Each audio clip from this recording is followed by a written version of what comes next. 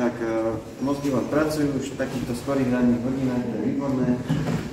Takže 74 rokov naozaj, čo je celkom teda dlhá doba.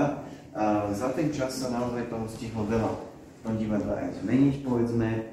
A práve teda táto výstava ukazuje tieto zmeny. To, ako sa postupne menili aj ľudia, ktorí pracovali na takýchto predstaveniach, pretože každý rozmýšľal troška inak. Každému je blízke niečo iné, má iné predstavy, inak vyrába tie veci. Preto je vlastne tá výstava aj taká pestrá. Tak takáto bábka si najlepšie pripomína ľudský pohyb. Dokáže sa napríklad takto poškrániť, alebo vám zatlieskať.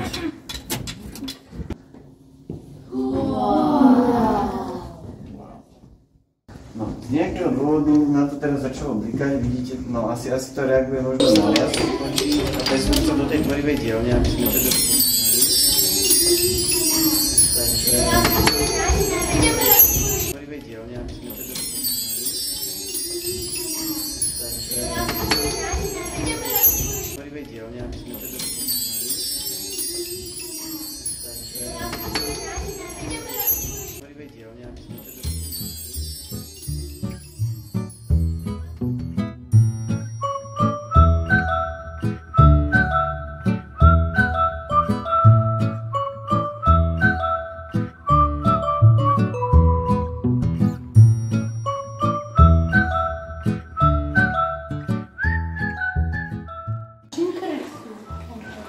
Ceruzky boli jeho otecko a jeho strýko.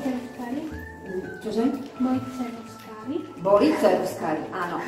Oni pracovali s drevom hodne, veľa kreslili na to drevo, takže mali ceruzky. Sa takto postavilo stredne zvolí a všetky koníky sa mu krásne poklonili.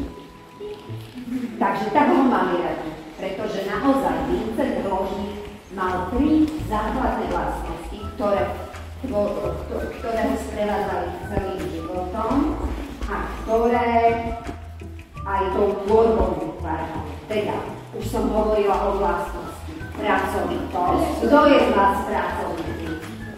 Ja by si nejaký cvičok musím znať. Super. Potom bol pokorný, to je pre vás ešte ťažké slovo, ale to znamená, že on si vážil každého človeka, každú bytosť a nikoho neodsudzoval a potom ešte bol aj empatický, že vedel vycítiť, čo si kto cíti a bol ohľaduplný ľuďom. Pretože aj my si musíme